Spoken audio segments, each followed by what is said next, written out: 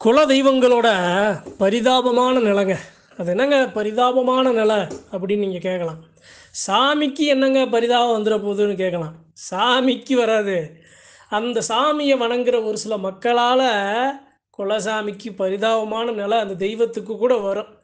சரிங்க. ஏன் குலதெய்வங்களுக்கு பரிதாபமான நிலைன்னு நான் சொல்கிறதுக்கு காரணம் என்ன அப்படின்னா, இப்போ நம்ம கும்பல சனங்க இருக்கும். 10 பங்காளி இருப்பாங்க, 100 பங்காளி இருப்பாங்க, 500 பங்காளி, 1000 பங்காளி கூட இருப்பாங்க. 5 விரல எப்படி ஒரே மாதிரி இல்லையோ, அதே மாதிரி அவங்களுடைய குணங்கள் ஒரு சில இடங்கள்ல இருக்கும். எல்லா இடங்கள்லயும் இருக்காது. ஒரு சில இடங்கள்ல இருக்கும். எது மாதிரி இருக்கும் அப்படின்னா,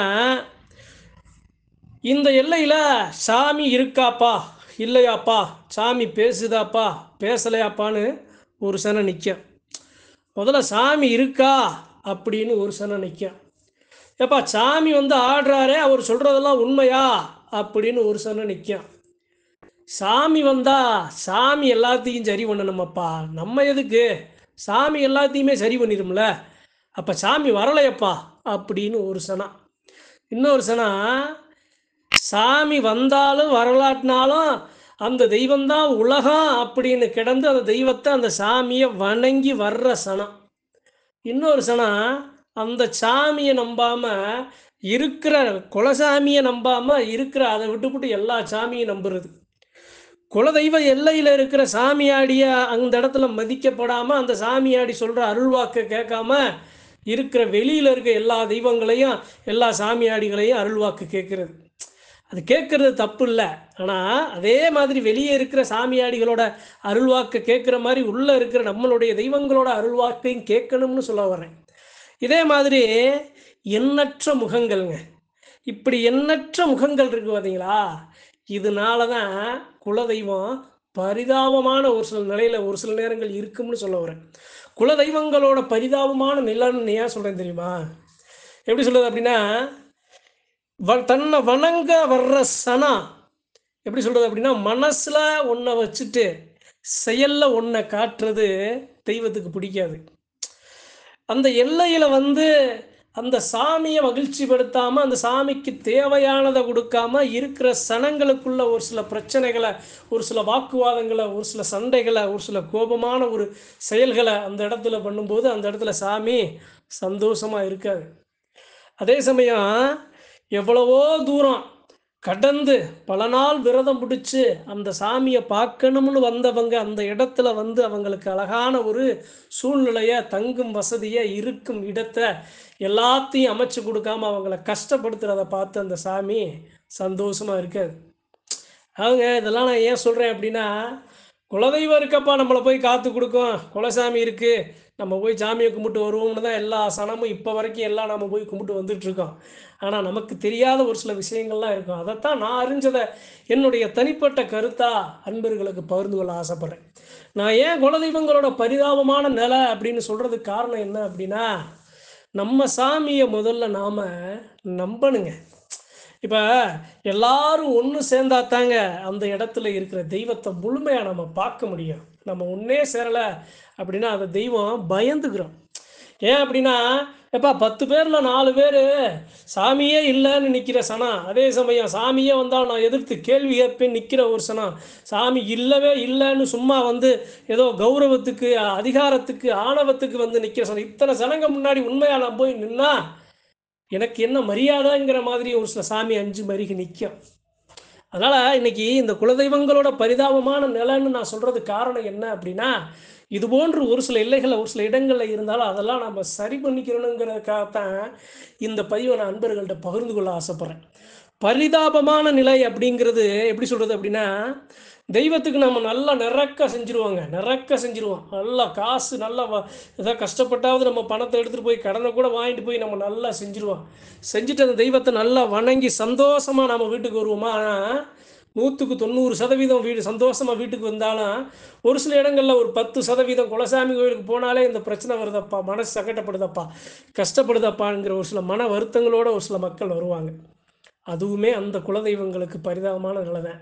என் பிள்ளை இவ்வளோ காலம் கழிச்சு விரதம் பிடிச்சி இந்த எல்லைக்கு வந்து என் பிள்ளை மனசு கஷ்டப்பட்டு போகிறான்டா அப்படின்னு அந்த தெய்வம் அது ஏங்கி மனசு வருந்து நிற்கும்ல, அதையும் புரிஞ்சுக்கிறணும்.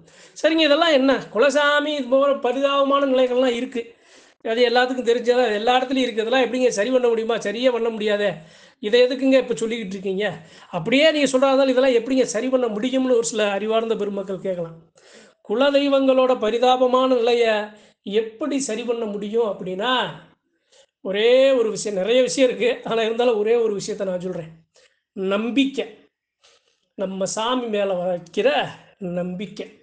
அது ஒன்று. நாம் மற்ற எதையுமே நாம் சரியாக செய்யலாட்டினாலும் நம்ம சாமியை மலவோல நம்புகிற அந்த நம்பிக்கையை நம்ம மன நிறக்க வச்சோம் அப்படின்னா குலசாமியோட அந்த பரிதாபமான நிலையை நம்ம மாற்ற முடியும்.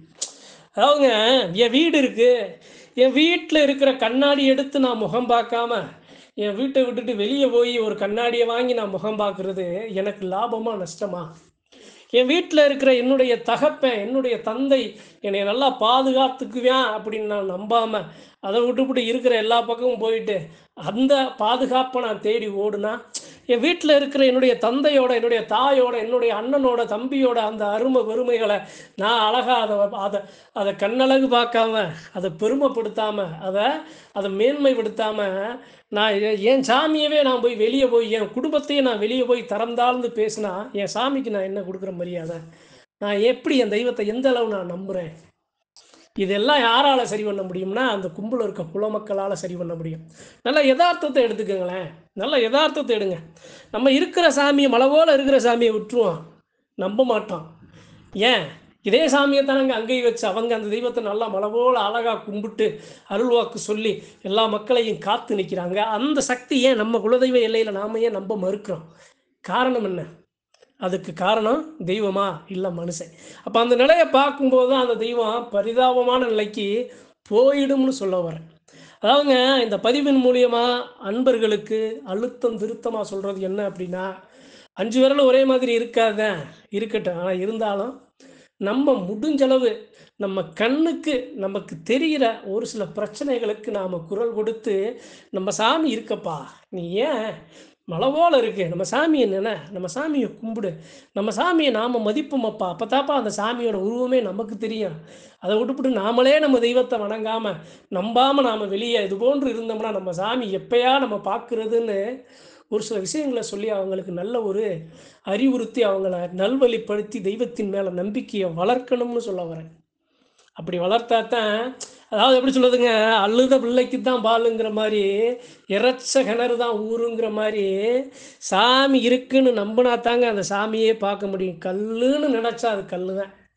அதனால் உன் குலசாமியை மலை போல் நம்பணும்னு சொல்ல வரேன். இது போன்ற ஒரு சூழ்நிலைகளுக்கு தெய்வங்கள் ஆளாக்கக்கூடாதுன்னு சொல்ல வரேன். தெய்வம் இது மாதிரி பரிதாபமான நிலைக்கு செல்லும்போது என்ன ஆகும் தெரியுமா? தெய்வம் மனம் விட்டு விட்டு விட்டு தன்னுடைய உருவத்தையே தான் இருக்கேங்கிறதையே அந்த மக்களுக்கு காட்டாமல் அருகி மருகி நின்றுக்குறேங்க. அதுக்காண்டி சாமி இல்லைன்னு மட்டும் சொல்லிட முடியாது. உலகமே அழிஞ்சாலும் குலதெய்வம் அந்த கும்பை விட்டு விலகாது, இருக்கும், பார்த்துக்கிட்டே இருக்கும். ஆனால் கண்ணுக்கு தெரியாமல் நல்லதை செஞ்சுட்டு அதுக்கு எதையுமே எதிர்பார்க்காம அது பாட்டுக்கு ஓரமாக அதனுடைய குலதெய்வ சக்தியை அடக்கி நிப்பாட்டிக்கிறோம். அப்போ நமக்கெல்லாம் நல்லது நடக்கும், ஆனால் நம்ம உணர மாட்டோம். நம்ம சாமியை நாம் உணர முடியாது. அதுக்கு காரணம் இதுவாக தான் இருக்கும். அதனால் அன்பர்கள்ட்ட சொல்கிறேன், மறுபடியும் சொல்கிறேன், இது போன்று தெய்வங்களை குலதெய்வங்களோட பரிதாபமான நிலைக்கு ஆளாக காரணமே நாம் வைக்கிற இது போன்ற ஒரு சில நம்பிக்கையின்மை தான். அதே சமயம் நம்ம வீட்டை நாம் மதிக்காமல், அதே சமயம் சாமி இருக்கா இல்லையான்னு அதில் 1000 கேள்விக்குறியை போட்டு சாமி ஆடிகளை சங்கடப்படுத்தி சாமியே எல்லான்னு இருக்கிற மக்களையும் அவங்க மனசை கஷ்டப்படுத்தி இது போன்ற செயல்களில் ஈடுபடும் அந்த ஒரு சில செயல்பாடுகளை நாம் எதிர்குரலிட்டு அதை நாம் சரி பண்ணணும். அப்படின்னா குலதெய்வங்களோட பரிதாபமான நிலையிலிருந்து நம்ம சாமியை காக்க முடியும். இது ஒரு ஆள் 2 ஆள் செய்கிறதுனால இது சரியாயிடாது. கொஞ்சம் கொஞ்சமாக சிறுதுளி பெருவெள்ளம் மாதிரி கும்பலில் இருக்க எல்லா மக்களும் ஒன்று சேர்ந்து ஒற்றுமை தாங்க எல்லாம் ஒற்றுமை தான். நீங்கள் ஒற்றுமையாக நீங்கள் எதை அழைச்சாலும் வராத சாமி கூட வந்துடும். உங்கள் முன்னோர்கள் பார்த்த அந்த சாமியை நேக் அவுட்டாக நீங்கள் பார்க்கலாம், அருள்வாக்கு கேட்கலாம். உங்கள் குறைகளை உங்கள் கண்ணில் சாமியே இல்லைன்னு சொல்கிறவங்க கூட சாமியை இருக்குன்னு அவங்க வாயால் சொல்ல வைக்கும். அதுக்கு முக்கியமான காரணம் ஒற்றுமை. குலதெய்வத்தை ஓங்கி பேச வைக்கணும், குலதெய்வத்தை ஓடி ஒளி வைக்கக்கூடாது.